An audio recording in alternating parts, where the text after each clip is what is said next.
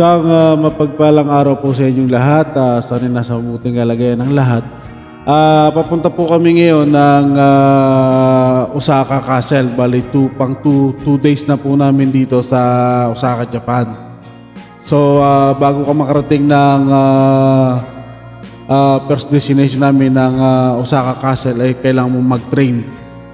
Usually kasi hindi ganong uso yung sasakyan dito. Mas tinatangkilik ng mga tao at ng mga tourists ang mga train. Kasi kahit saan ang destination mo, ang subway nila malawak. Salabat ang way sa sulok man ng Japan. Mayroong mga way ng substation train. So napakikiho talaga. Ang kalapang mo lang talaga rito, medyo misa mahaba lakaran. So exercise na rin talaga. So samahan nyo kami guys sa isang magandang araw at mapagpalang araw po sa inyo lahat.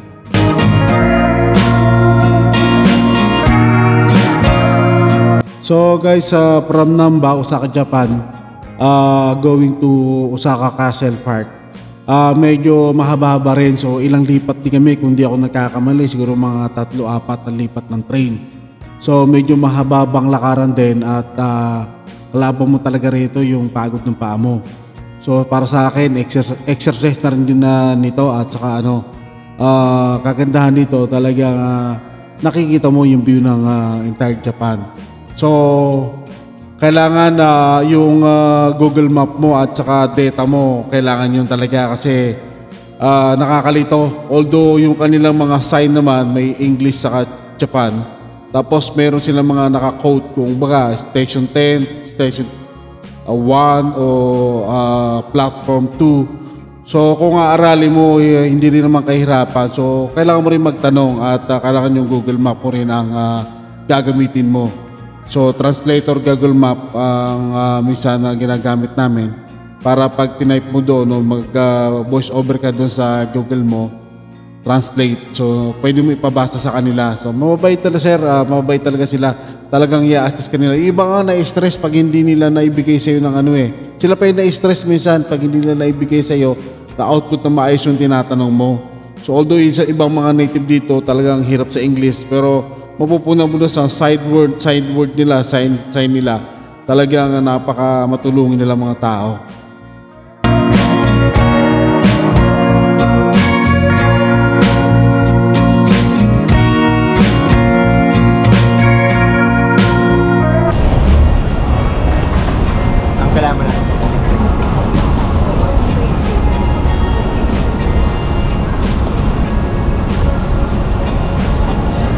Ano mapapa yung lighter na Zippo? Pag bumili ka kasi nakamura. Kaya namin picture natin. Bili ka ng Zippo para nakamura.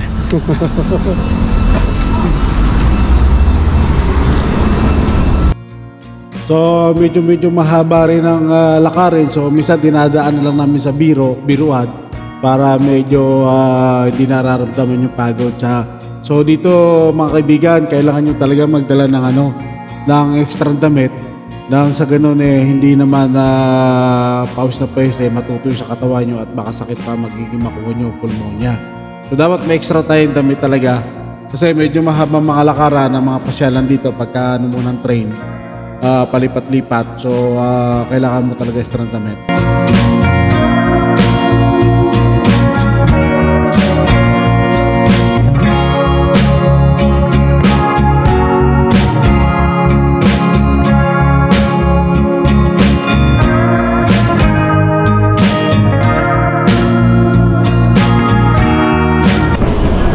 Pakit naman dito. So kalaban mo lang pagod sobra. Tapos paglabas mo ng subway, ang init.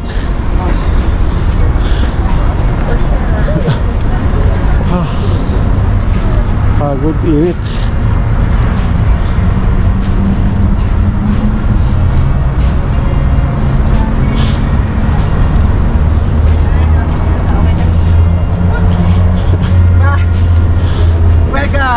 Osaka Castle. Osaka Castle yan. My God. Okay na, balik ka tayo. Pwede ba mainom yan? Yan. Oo. Maganda dito. Meron mga naiinom dito.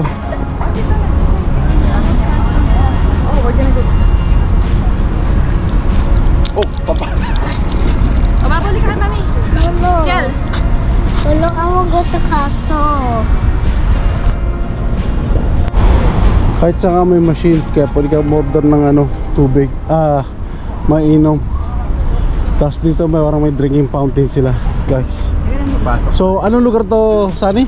Osaka pa. Osaka?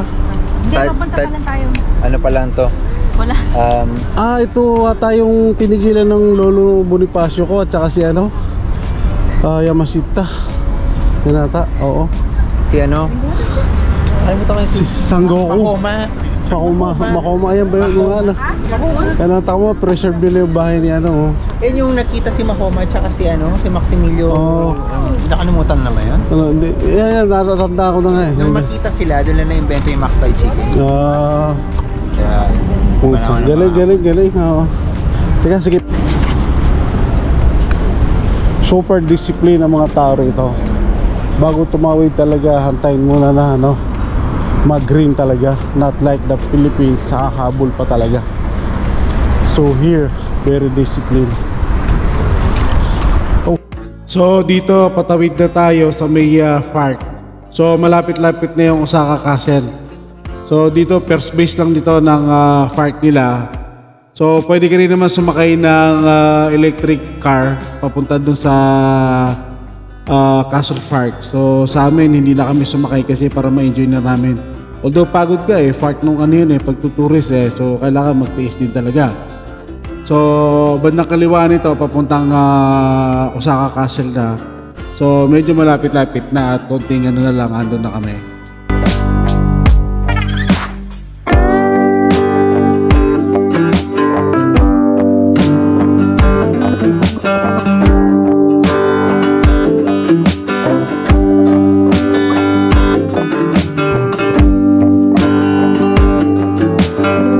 So guys, kahit ibon sa kanila, friendly talaga. Hindi sila natakbo, talagang pati mga ibon nila talaga napaka-friendly.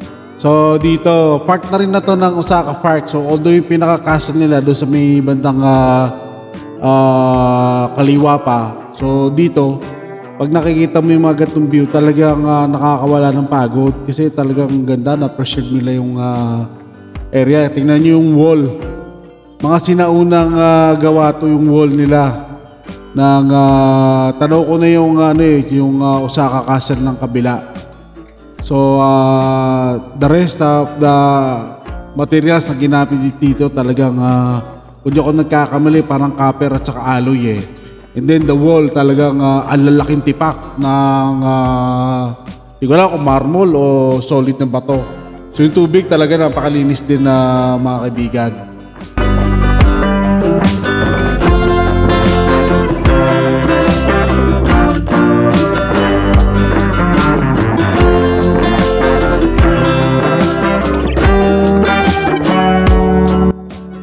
So guys, tanaw na natin dito yung Osaka Castle. So ito na yun yung pinaka main entrance ng park. So papasok tayo rito sa pinaka main park nila. So napakaganda talagang tanawin. Talagang ibang-iba talaga. Napaka solid talaga. Kumbaga napaka sarap pagmasdan. Mawawala yung pagod mo kahit anong pagod mo sa pag nakikita mo ngayon kasi siyempre hindi naman tayo lagi nandito. So talagang nakakamangha, talagang solid ika nga ng mga tropa.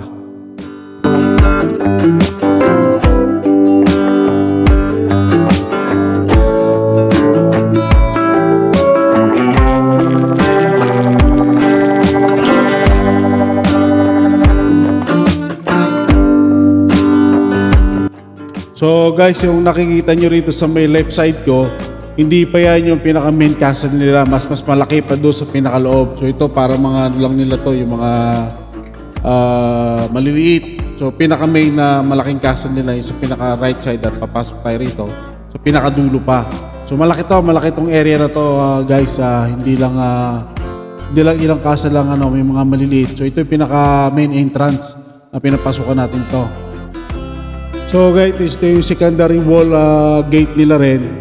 So ito na yung bandang dulo na nun, yun yung pinakamalaking castle nila, yung nakikita na nasa view na ng camera. So nakakamangha talaga, guys. So mga kaibigan, yun yung nakikita, yung pinakamalaking castle nila rito sa may Osaka Castle Park. So titingnan natin kung makakapasok tayo kasi kanina daw napakahaba raw ng pila. So titingnan natin kung makakaabot tayo sa pila dahil napakahaba. So karamihan din dito na nakikita ko mga kapwa nating mga taga-Asia, mga taga-ilan-ilan din, mga taga-Western. So talagang nakakatanggal ng pagod ang tanawin. Makikita mo ganda talaga ng lugar nila. Talagang maayos na preserve nila. So nakakamangha yung magandang lugar.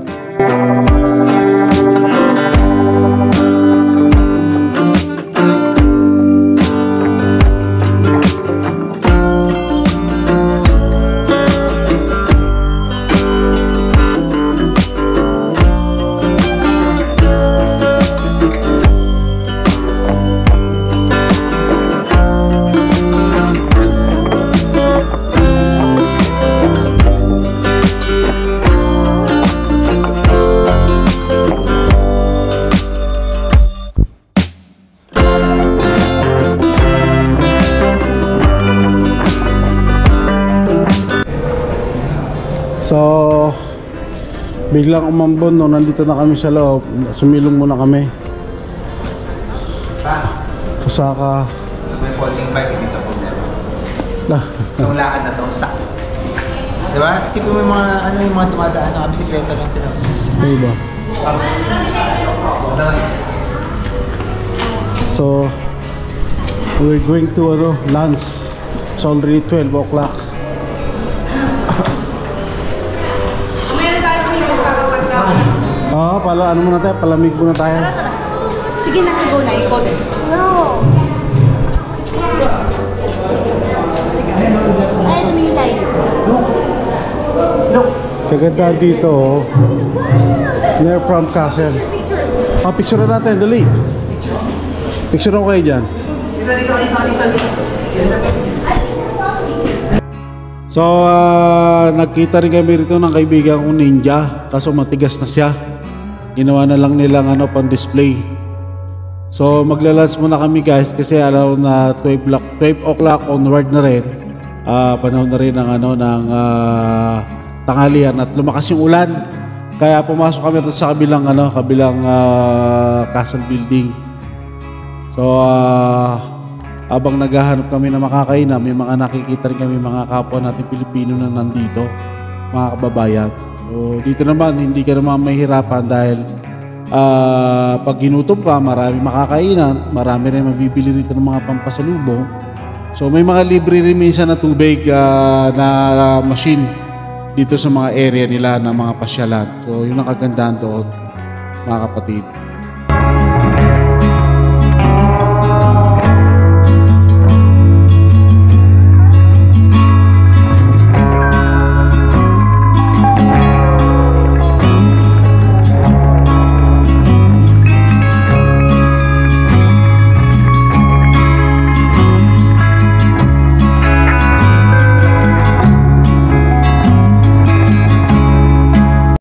So guys, ito yung mga libreng tubig sa kanila ng nakano sa machine. So minsan pag hindi ka rin nagbabasa, matatanga-tanga ka rin.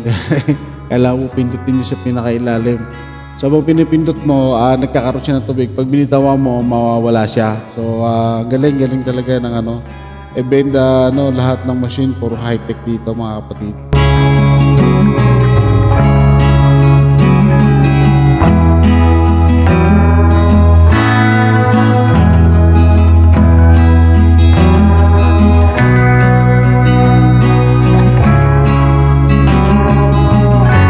So guys, after namin mag-lunch, lumabas muli kami after ng ulan. Lakas din ng ulan kanina eh.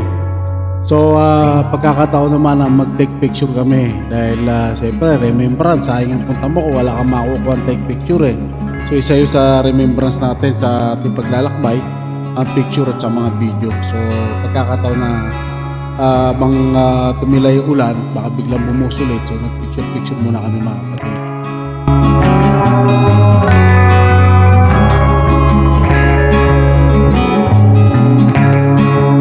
So guys, hindi na kami pumila sa pasok ng papasok ng castle kasi iba rin ang panahon eh. Uulan, biglang titila. So mahirap na, pagod ka tapos maamunan. So nag-decide kami na bumalik na ng Namba para makapagpahinga na rin kasi sobrang pagod na rin. So medyo mahabang biyahe na ulit pabalik. So talagang palaban talaga pa ako rito mga kapatid.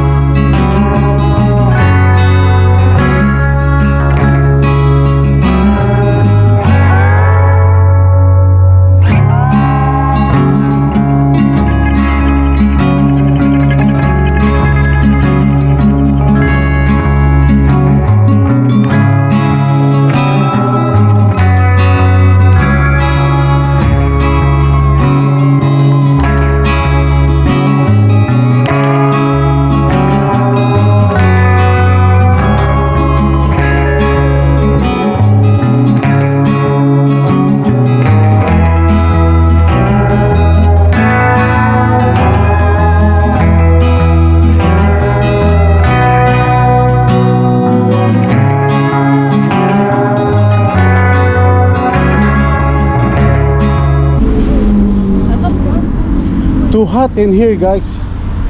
Init. Ayun o, sa loob. Hindi mo masyado malayo. Ayun lang o, tatawid lang tayo. Yung ano lang, yung pinakalakad lang.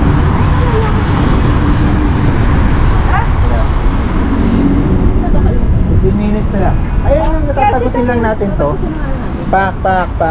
Dito dumaan na oh. Paktas doon ang tawid. Diretso natin to, parang Filipino style. Dito pag ganun, pak. Then Apo, pwede naman. teka pa naman namin, wala Kaya pang lang, paano? Hindi na... pwede dito, malilim dito. Diyan na. Dito tayo. Ay no, tatumbukin lang natin. Dito na, malilim dito eh. Dito.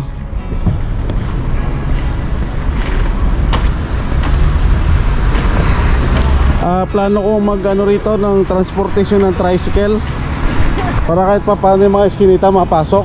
Bihira tayo dyan. Tapos bawat iskinita may inuman. Yun ang hinahanap ko eh. Mga tao dito. Wala dito eh. Bihira itong mga to, di nagiinom eh. Kaya si Lolo nag-exercise pa. Ito na. Oo, sitong dyan na sir. So guys, kabila ng daming tawiran, lipatan ng train, nakakalito, naliligaw. So mahalaga talaga yung Google Translator at saka yung Google Map. So kailangan lagi kami data. So sana guys, lagi nyo akong suportahan at sa susunod pa ng mga vlog ko dito sa Japan. Patuloy nyo akong suportahan. So maraming salamat and God bless. See you next episode. Maraming salamat.